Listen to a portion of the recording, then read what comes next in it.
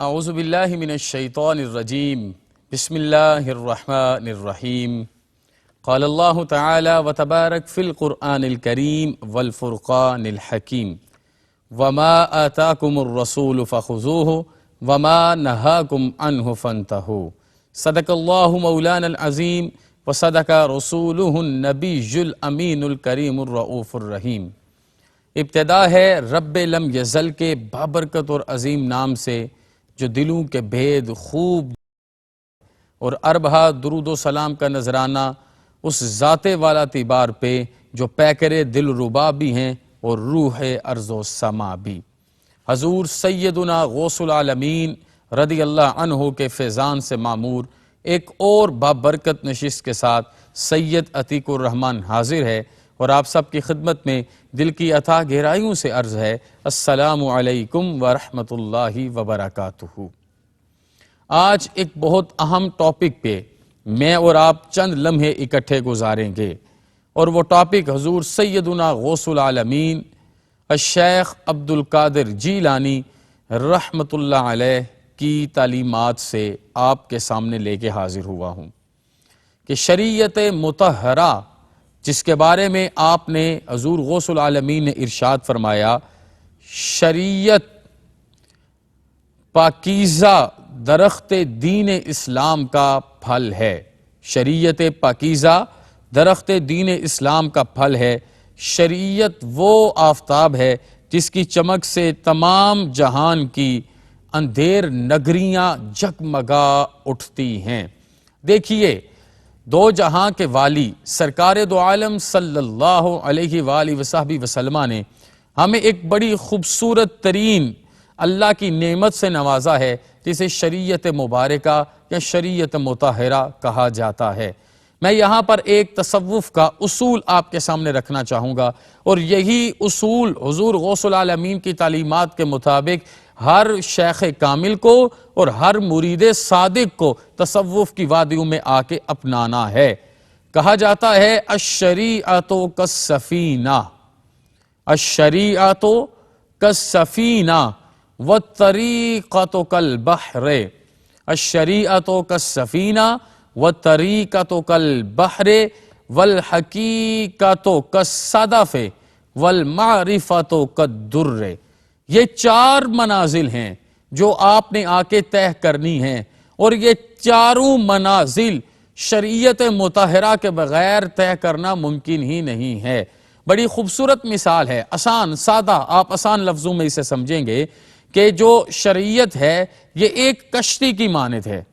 اور کشتی کہاں پر ہوتی ہے؟ دریا میں ہوتی ہے، سمندر میں ہوتی ہے، پانی والی جگہ پر ہوتی ہے۔ تو آپ نے یہ بات اپنے ذہن میں رکھنی ہے کہ شریعت ایک کشتی کے مانند ہے، اور اس کشتی کو جو شرع کی کشتی ہے اس کو طریقت کے سمندر میں اتارا جائے گا۔ اب آپ دیکھیے، اگر بندہ پانی میں بغیر کشتی کے جائے تو پھر بھی اس کے لیے ہلاکت ہے، اگر وہ اپنی کشتی کی مکمل حفاظت نہ کر پائے پھر بھی اس کے لیے ہلاکت ہے، اگر اس کی کشتی میں کوئی چھید ہو جائے اور کشتی میں پانی آ جائے پھر بھی اس کے لیے ہلاکت ہے، اور اگر اس کی کشتی اوور لوڈڈ ہو جائے پھر بھی اس کے لیے ہلاکت ہے۔ تو یہ ایک نزاکت ہے، حسین امتزاج ہے جو آپ نے اور میں نے قائم رکھنا ہے، اور اس کے مطابق جب آپ طریقت کے سمندر میں اتریں گے پھر منازل طے کرتے کرتے آپ حقیقت تک پہنچیں گے۔ یہاں پر شریعت کشتی ہے، طریقت سمندر ہے، اور حقیقت وہ جو اس طریقت کے سمندر کی تہ میں ایک صدف ہے اس کو کہا جاتا ہے۔ اور آپ جب اس صدف کی جگہ پر پہنچتے ہیں تو پھر آپ کی کوشش کے بعد اللہ آپ کو معرفت کے دروازے کھول کے دکھاتا ہے، اور معرفت وہ در نایاب ہے، وہ در ایمان ہے جس کی طلب اور جس کی تڑپ کے لیے یہ پورا کائنات کا نظام ہر وقت رب دو عالم کے گرد طواف فرما رہا ہے۔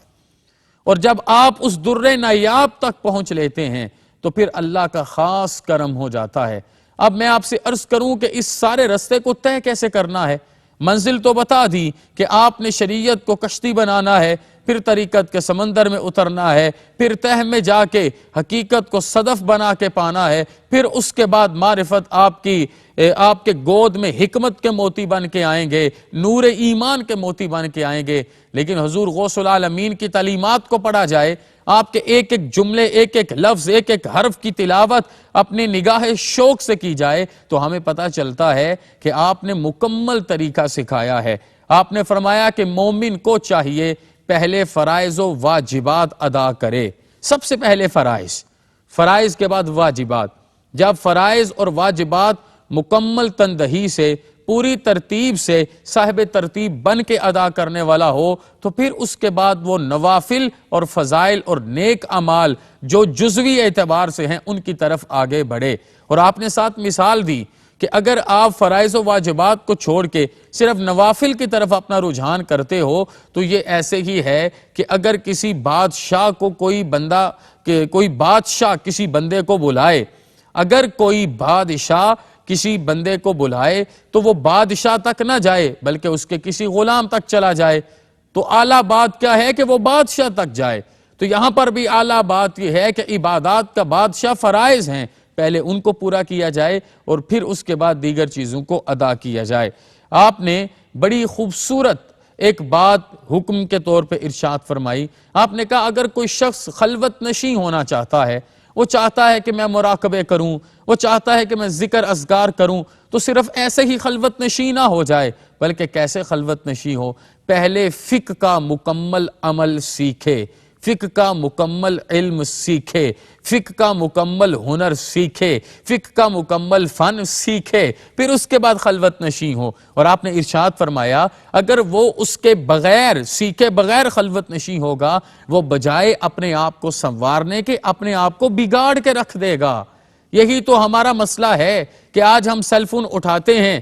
استاد ہے کوئی نہیں، رہنما ہے کوئی نہیں، گائیڈ ہے کوئی نہیں، ہم ہر چیز گوگل کے سرچ انجن سے اٹھاتے ہیں اور صرف لفظوں پر اعتبار کرتے ہیں، حالانکہ قرآن پاک ہو یا حدیث رسول ہو یا سرکار دو عالم صلی اللہ علیہ وسلم کے جوامع الکلم ارشادات ہوں، یہ سارے مطالب معارف اور معانی کے سمندر ہیں۔ ان میں غوطہ زن ہونے کے لیے پھر شریعت کی کشتی چاہیے اور ایک نگہبان بھی آپ کو ہر صورت میں چاہیے ہے۔ تو آپ نے کہا اگر کسی نے خلوت نشین ہونا ہے اس کو اپنی طہارت سے لے کے آخری حد تک فقہ علوم پر، فقہ اعمال پر دسترس ہونی چاہیے، اور جو اس طریقے سے خلوت نشین ہوگا وہ اپنے لیے بھی نافع ہوگا، وہ جہاں بھر کے لوگوں کے لیے بھی نافع ہوگا۔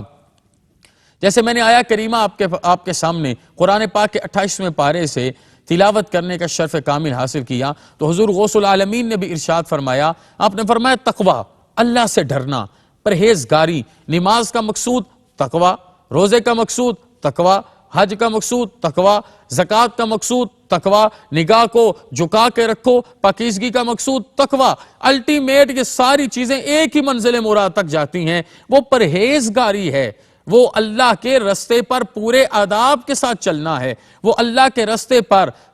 شریعت مطہرہ کے احکامات کے ساتھ چلنا ہے اور حدود اللہ سے کسی صورت بھی تجاوز نہیں کرنا۔ آپ نے فرمایا کہ تقوی کی حقیقت یہ ہے کہ جن چیزوں کا اللہ پاک نے حکم دیا وہ ہر صورت بجا لانی ہیں،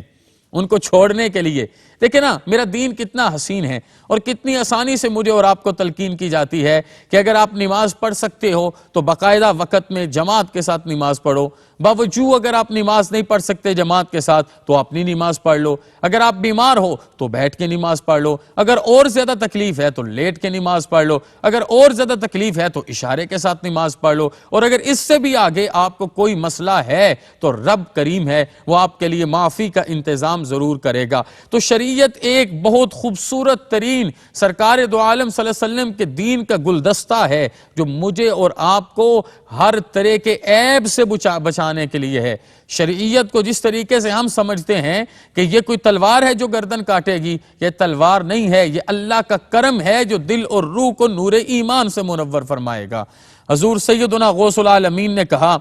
یہ جملہ میں نے اس سے پہلے بھی آپ کی خدمت میں عرض کیا، آپ نے فرمایا تقوی کی سب سے بڑی مجلس انسان کی خلوت ہے، اکیلے بیٹھ کے دیکھیں ہم لوگوں میں بیٹھ کے اپنے آپ کو اچھا بنائیں اور اکیلے بیٹھ کے لوگوں کی غیبت کریں، اس کا مطلب یہ ہے کہ ہم متقی نہیں ہیں۔ حضور غوث العالمین جب اکیلے بیٹھتے تھے، جب آپ مجمع میں بیٹھتے تو ایک سلطان بے نوا ہنر کی طرح آپ وہاں پر تشریف فرما ہوتے اور عالم کے رد و قبول سے آزاد اللہ کی رضا کے لیے آپ کے جملے نکلتے، آپ کے کلمے ارشاد ہوتے، آپ مہربانی فرماتے، آپ حکمت کے موتی در نیاب بنا کے انسان کے دامن میں ڈالتے۔ لیکن آپ جب اکیلے بیٹھتے تقریباً 15 سال آپ نے تکمیل قرآن ہر رات فرمائی ہے، ہر رات قرآن پاک کی 30 پاروں کی تلاوت آپ کی عادت رہی۔ اور یہ نہیں ہوا کہ ادھر سے آپ نے جامعہ نظامیہ سے ڈگری لی، آپ گریجویٹ ہوئے، اگلے دن آپ ممبر پہ آ کے بیٹھ گئے۔ ہم ان چیزوں کو بھی نہیں دیکھتے، ہم نے اپنے ایک ایک لفظ کو پالنا ہے اور پالنے کے بعد اس لفظ پر اپنے عمل کو قائم کر کے اظہار کرنا ہے۔ آپ نے تقریباً 25 سال پھر تزکیہ کیا، پہلے فقہ کا علم سیکھا، پھر خلوت نشین ہو گئے، پھر اپنی عشاء سے لے کے فجر تک کے جگراتوں کا آپ نے آغاز کیا، اپنے آپ کو ظاہراً دنیا کے معاملات سے دور رکھا، اور جب آپ نے 25 سال اپنی ہر چیز کو پروان چڑھایا اور نور ایمان کو اپنے جسم کے ایک ایک معاملے میں جاگزین فرمایا، تو پھر اس کے بعد آپ نے اپنی زبان سے کلمات ارشاد فرمائے۔ یہ وجہ ہے وہ کلمات جو سنتا تھا اس کے دل کی دنیا بدل جاتی تھی۔ حضرت ابو بکر شبلی، میں ایک مثال سے یہ بات عرض کرنا چاہوں گا، حضرت جنید بغدادی کی خدمت میں حاضر ہوئے، آپ نہاوند کے گورنر تھے، پہلے حاضر ہوئے اور حاضر ہو کے عرض کرتے ہیں میں یہ چاہتا ہوں کہ مجھے یہ تقوی کی شریعت کے مطابق معراج مل جائے، میں بھی اولیاء کی صف میں شامل ہو جاؤں۔ تو آپ یہ ارادہ لے کے، یہ بھی حضور غوث العالمین کے غلاموں میں سے ہیں، حضرت جنید بغدادی کی خدمت میں حاضر ہوئے، آپ نے ارشاد فرمایا اس طرح لمحے میں یہ چیزیں نہیں ملیں گی، جس شہر میں تم نے گورنری کی ہے اس شہر میں اپنے سارے معاملات کو درست کرنا، پھر تمہیں اللہ اس دروازے سے گزارے گا۔ کہا حضور میرے لیے آپ راہبر ہیں، رہنما ہیں، مہربان ہیں، میرے چچا ہیں، میرے اوپر کرم فرمائیے، میں آپ جیسے کہیں گے میں ویسے کروں گا۔ یہ بات ذرا دل سے سنیے گا، دل اور روح کے کانوں سے سنیے گا۔ حضرت ابو بکر شبلی نے جب یہ عرض کی، جناب جنید بغدادی نے کہا جاؤ، جس شہر میں پوری زندگی تم نے گورنری کی ہے نا، اس شہر میں جا کے سب سے پہلے عمل کیا کرو کہ ایک ایک گھر پہ لوگوں کے پاس جاؤ، ایک ایک مکان میں لوگوں کے پاس جاؤ، ایک ایک گلی میں جاؤ، اور جو ملے اس کے آگے اللہ کے نام پہ ہاتھ باندھ کے معافی مانگو۔ ہم یہ سمجھتے ہیں آج ہم ظلم کریں گے، ہم زیادتی کریں گے، آج ہم بڑے اپنے آپ کو طاقتور سمجھتے ہیں، آج ہم ہر حلال اور حرام طریقے سے اپنے لیے مال اکٹھا کریں گے، بچ جائیں گے۔ یہ بچنا ممکن نہیں ہے، یہ بچنا ممکن نہیں ہے۔ پورا سال جب معافی مانگی تو اب معافی مانگنے کی کیا کیفیت تھی؟ ایک تو جن لوگوں کے دل دکھے ہوئے تھے، چاروں نہ چار کبھی غلطی ہو ہی جاتی ہے، کسی نے کسی وجہ سے لوگوں کو تکلیف پہنچی، ایک تو وہ راضی ہونے لگے، اور دوسرا اندر بدلنے لگا، اندر بدلنے لگا، انا مرنے لگی، تزکیہ ہونے لگا، طہارت ہونے لگی، اندر آپ کے تراوٹ آنے لگی، اندر آپ کے تبدیلی آنے لگی، تیشہ گری ایمان نے آپ کے اندر کو بدل دیا۔ تو آپ سال کے بعد دوڑ کے آئے، کہا کہ میں نے پورا سال یہ عمل کیا، کیا اب آپ کا رب مجھ سے راضی ہے؟ کہا نہیں، جس شہر میں یہ معاملہ کر کے آئے ہو واپس جاؤ،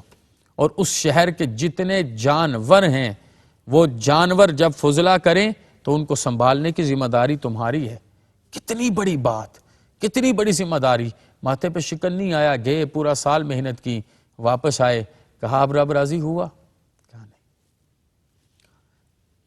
تیسری بات کہا کہ اب جاؤ سارے شہر کے لوگوں سے کہو کہ مجھے اللہ کے نام پہ کھانا دیں، کھانا کھا کے آؤ۔ جب تیسرے سال واپس چلنے لگے تو اب گردن جھکی ہوئی، اب اندر یہ طلب نہیں ہے کہ میں دوڑ کے پوچھوں کہ رب راضی ہوا کہ نہیں ہوا، لیکن جب اب شہر پہنچتے ہیں، حضرت جنید بغدادی اپنے وقت کے مزین شیخ الحدیث ارشاد فرماتے ہیں رب نے اپنی دوستی اور رضا کا اعلان کر دیا ہے، عبدی یتقرب الی بالنوافل من عادی لی ولیجا فقد اذنتہ بالحرب۔ یہ واضح حکم ہے، کہا کہ اب جاؤ نماز ظہر نہامت کی جامع مسجد میں ادا کرنا اور کہنا کہ ابو بکر شبلی گورنر نہیں آیا، اللہ کا محبوب ابو بکر آیا ہے، اللہ کا دوست ابو بکر آیا ہے، اللہ کے رستے پہ چلنے والا ابو بکر آیا ہے، اللہ کی ماننے والا ابو بکر آیا ہے، اللہ کو راضی کرنے والا ابو بکر آیا ہے۔ ان ارادوں سے جب پہنچے تو پھر کیا ہوا؟ کہا کہ ابو بکر آیا ہے، آپ کا مہمان ہے، میرے لیے طعام کا انتظام کیا جائے۔ آپ نماز پڑھ کے فارغ ہوئے تو لوگوں نے سروں پہ تشتریاں اٹھائی تھیں اور طرح طرح کے کھانے لے کے آئے۔ تب جناب ابی بکر شبلی کو پتہ چلا کہ ولایت کا مقام کیا ہے، یہ لوگ کیوں اتنے بے نیاز ہوتے ہیں، یہ لوگ کیوں دنیا سے اتنے دور ہیں، ان کے لیے ان ساری چیزوں میں کیوں اللہ پاک نے کسی قسم کی دلچسپی نہیں رکھی، جبکہ وہ رب کے محبوب ہوں اور رب کی رضا پر لوگ اس طرح ان سے محبت کرتے ہوں تو وہ صرف رب کے ہو جاتے ہیں، اور رب کے ہونے سے سب ان کے ہو جاتے ہیں۔ میرا مالک مجھے اور آپ کو توفیق عطا فرمائے، سیدنا غوث العالمین کی غلامی کی عزت عطا فرمائے۔ وما علینا الا البلاغ۔